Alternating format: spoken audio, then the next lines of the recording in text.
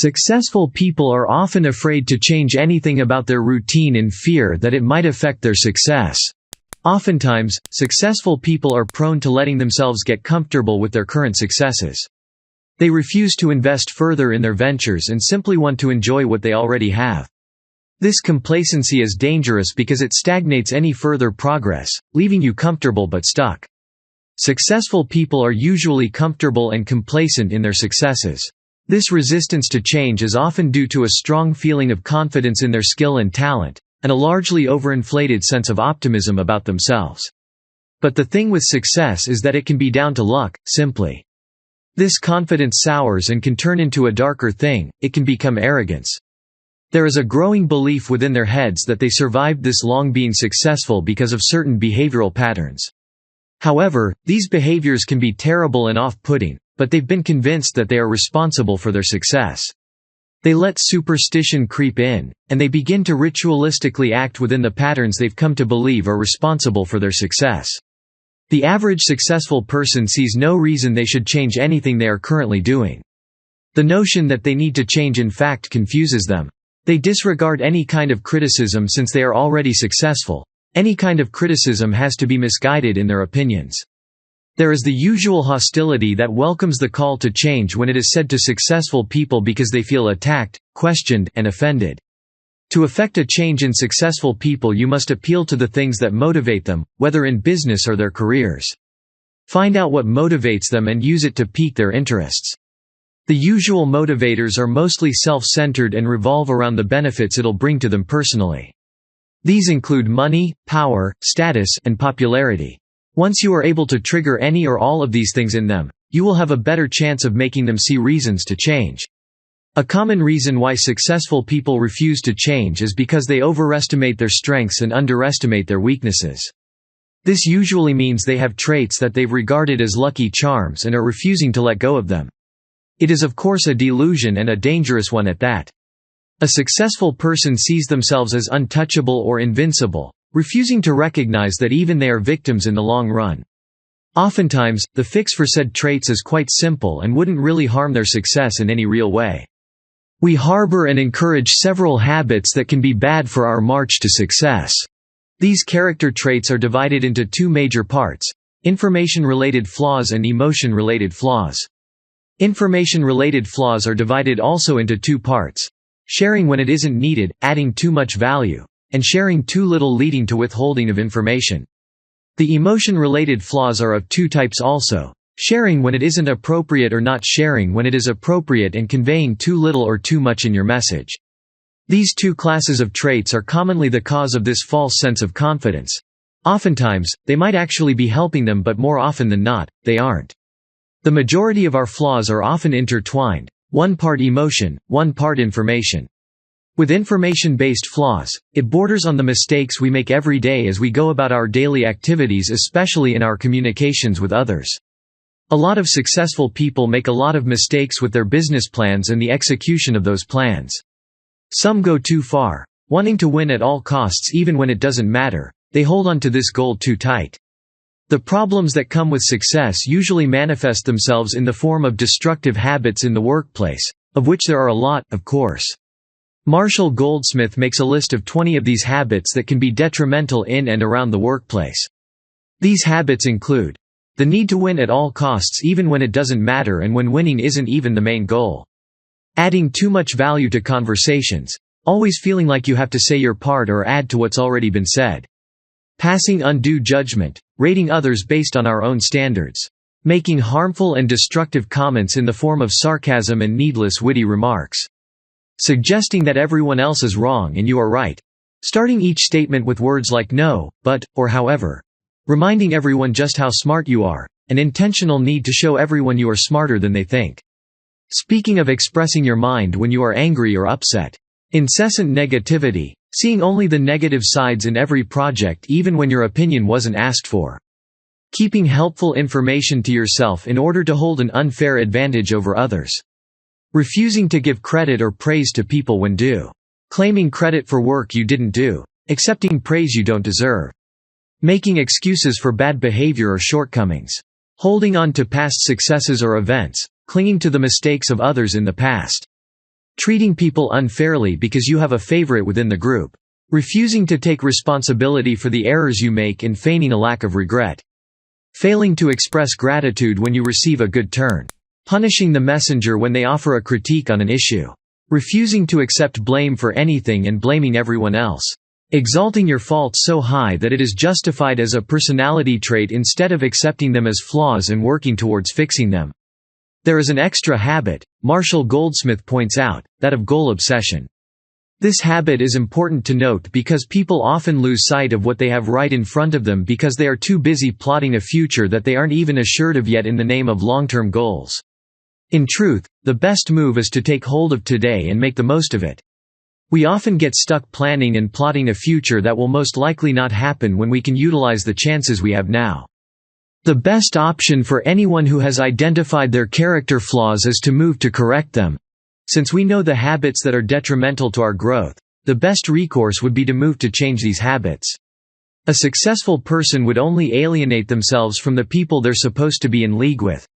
Once you are able to make these people recognize the bad habits they have out of the 21 listed, then the next step is to figure out which particular fix is for them and make sure they follow through with it. The first step is teaching them to pay attention to feedback. The usual response they'd have is to argue about it and defend themselves. But the best advice is to write it down and consider when you aren't so angered about it, since usually feedback can be both bad and good, but oftentimes it's harsh criticism. This can cause a flare in passions, a direct challenge to them even. But instead of reacting with rage or displeasure, after considering the points they made, thank them for their opinion and go over the opinions once again with a calmer head. Never shy away from entertaining feedback whenever it comes to you, whether in a form of criticism or not. Upon a calm perusal, you'll find that there are a lot of things to take away from opinions. You will be able to identify the changes you have to make, things you can improve upon. Feedback is a very important, very essential, part of ensuring success is sustainable. The reaction to it is also key to its efficacy. Never shy away from demanding feedback. Do not assume that you are perfect or doing everything right. And when you receive feedback, don't argue about it. The mark of an intelligent mind is its ability to entertain an idea without accepting it right away and being able to extract the helpful parts. It might be unavoidable to say things you might regret when met with criticism in the form of feedback. It is also impossible to be bereft of mistakes and offense to others. Knowing this, it is important that you are able to learn the habit to apologize often once you are able to recognize something wrong you did. It can be difficult to admit faults and offer apologies, and it can be a dent to your pride, but it will go a long way to smoothen the relationship with the people you work with, under, and in charge of. It is greatly beneficial to apologize because it will make you feel better and also make the recipient feel better. It helps make relations healthier between work colleagues and just about anyone in any situation actually. An apology can go a long way to make relations in and around the workplace much healthier. Pride will always be the first obstacle, because it doesn't let you see that you are wrong in the first place. Then even if you are able to admit a wrongdoing, it won't let you walk up to the person and offer an apology. We must then work on keeping our pride at bay when it comes to relationships that we can't afford to lose. There is more gain in saying you are sorry than trying to work with someone who is displeased with you because you did something wrong. Follow up an apology with changed behavior and make sure to listen intently before speaking. When you are able to conquer your pride, accept your propensity to making mistakes and recognize that you are to offer apology in the event that you offend someone with your mistakes or wrongdoings. The next step is to make clear and distinct changes to yourself and make sure everyone is fully aware of these changes. These changes will stem of course from the need to apologize, since apologies are null without a change in behavior. If you only apologize and refuse to change the behavior that prompted the apology in the first place, it will only continue to happen again and again. The first people who have to see that you have changed are those who you offended to begin with. This will go a long way to solidify the apology you made. It would be beneficial both to you and the target of your apology if you follow up on their perception of you and whatever actions that follow. This public show of change in behavior shouldn't be hollow. It should be backed with real effort to change and a discipline to follow through with this change. It would affect the dynamics if you said you were sorry, committed to change, and then reverted to the bad habits that caused the rifts between you and the people in the first place. A perfect start to a change in character is being open to listening to other people when they speak to you. This habit can go a long way in making you a much calmer person who, instead of rushing to reply, is listening and dutifully digesting the content of their words. When someone speaks to you, regardless of what they might be saying, do not interrupt them. Try to fully understand them before you formulate a response. This is a powerful tool. It saves you from a lot of foot and mouth moments. Instead of rushing to respond, you are able to take it all in and make sure you fully understand what they wish to pass across. There is a tendency to listen to the messenger and not the message. This causes gross misunderstanding and ruins the essence of the communication altogether. Listen. Take in what they say, articulate your thoughts about what they've said, and communicate it back to them. Always take time to consider the content of the information being fed to you and make sure you are able to fully digest it before you form an opinion. Do not interpret a message in relation to the person delivering it. This bias can blur the understanding and plant different ideas in your head. A calm and focused mind will clear all these hurdles to understanding. It is easier to see a message for its actual intention when you listen to it and take the time to dissect it for its contents and intentions. Learn to show gratitude to the people who work with or under you. It is much easier to relate with those you work with, live with, and interact with on a daily basis when you drop your pride and are willing to accept when you are wrong and backing it up with a readiness to apologize for wrongdoing. It fosters a healthier relationship all round, and it also works to make you a much better person altogether. This growth in character is usually evident in a much healthier outlook on life and in relations with people in general. When someone does something beneficial for you, you should make sure you thank them, genuinely. Your successes might look like a product of your sole effort, but it really isn't. If your march to success was a machine, there will be cogs, gears, and parts that play a role in making sure the machine worked efficiently.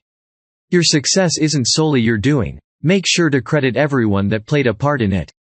These people deserve to be acknowledged, along with their efforts too. It would be unfair to not credit them since they helped one way or the other to make sure you succeeded. This crediting should be done loudly and in public, whenever you are given the chance to.